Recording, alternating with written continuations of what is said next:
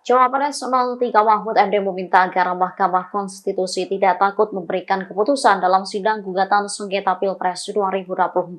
Mahfud MD lantas menegaskan bahwa pihaknya siap beradu argumen di pengadilan.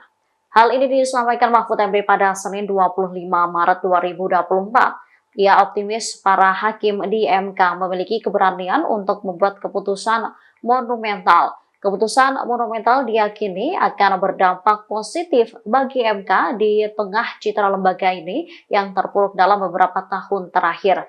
Dirinya menegaskan siap mengajukan bukti dan saksi dalam persidangan di MK pada sengketa perselisihan hasil pemilihan umum Pilpres 2024. Ia lantas berkaca dari pengalaman beberapa negara yang pernah membatalkan hasil pemilu. Oleh karenanya, keputusan ini berada di tangan hakim berani atau tidak mengabulkan tuntutan para pemohon.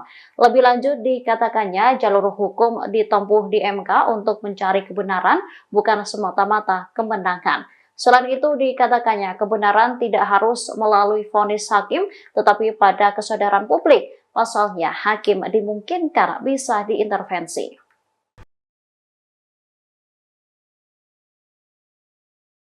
Download Tribun X sekarang, menghadirkan lokal menjadi Indonesia.